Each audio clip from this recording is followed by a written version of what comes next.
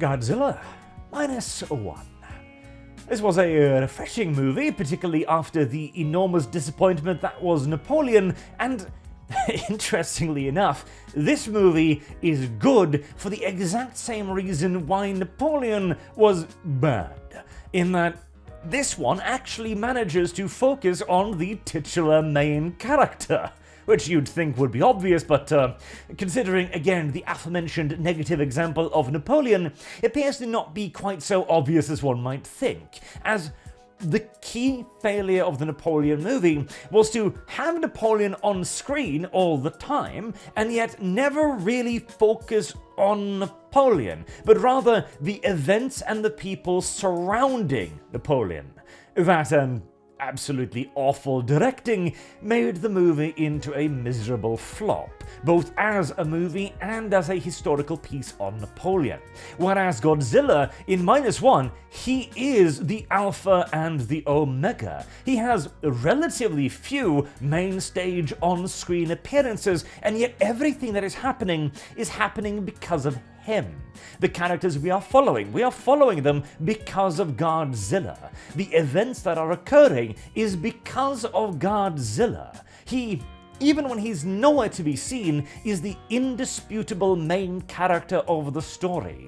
And this is the trick that the Japanese know and do so well that we are still struggling to replicate here in the West. And I feel as if the movie is kind of taking a couple of shots at that exact same thing.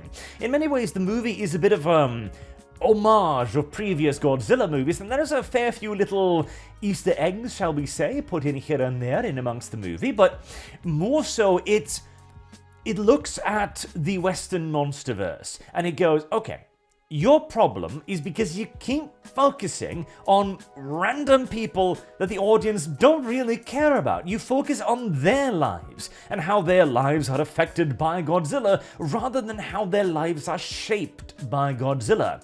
And this movie goes out of its way to show how to do this well, as it focuses far more on the human supporting cast than a lot, if not most, of Godzilla movies, in fact. And I'll even go so far to say that it maybe focused a pinch too much. They could have chiseled down a good 5-10%, I'd say, of the human interactions in this one, and still managed to deliver a very good Godzilla movie, as it does drag a little bit nearing the end. But still, the reason why, again, we are following the main cast of characters is because of Godzilla, as we find ourselves in post-World War II Japan.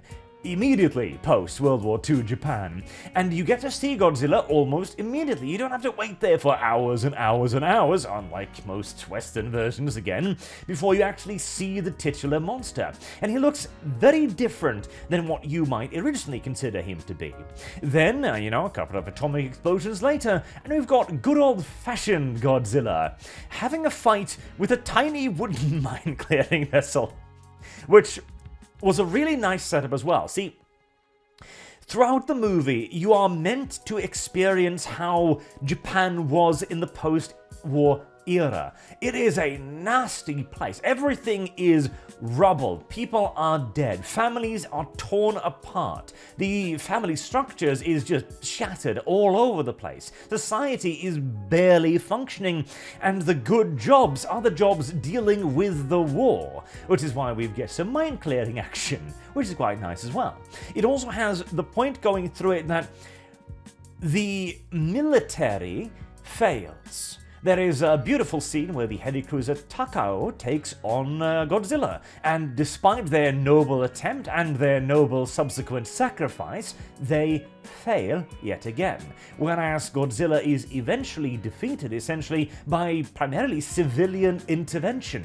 And I don't spoil too much here, but there is an arrival of the fleet scene that despite being made up of nothing more than piece of shit wooden civilian vessels, absolutely shames the third Disney Wars movie's arrival of the fleet. I believe that one was called The Unknown Parentage of the Cardboard Books. Yes, I'm fairly sure that was the title, more or less. And I will also say, as risking a slight spoiler here, the the parts of the movie resemble Shin Godzilla in more than a way or two, and, well, let's just say that I hope this one gets a sequel. We'll see about its economic success, but so far it is looking pretty damn good for the Godzilla movie, and I think also placing it via the Monsterverse Monarch will be a very interesting experiment to see how it will evolve overall, because these are light years apart. Despite having the same main character, at least in theory, the way they go about delivering that main character and the story surrounding it are night and day, incomparable. And one can certainly enjoy the Monsterverse for being the Monsterverse as well, but nothing will ever quite be Godzilla in the same way that the Japanese can make him. The overall action scenes and the CGI and the destruction too is quite brilliant. There's even a very, very good and unexpected fake out there as well, along with one far more obvious one that I think could have been delivered slightly better, but oh well, details, minor niggles really, rather than anything major. There is also the, I actually kind of wish they'd focus in a little bit more on the background conflict between America and the Soviet Union, as one of the focuses is that Godzilla is considered a local problem for the Japanese, as America is too busy dealing with the Soviets and making sure that nothing escalates between them, rather than taking care of, well, Godzilla. I would perhaps have liked if the Americans had a little bit more of a role, as the Americans are the classical bad guys in these movies, swooping in and going like, Japanese people, I've seen you've done the majority of the job.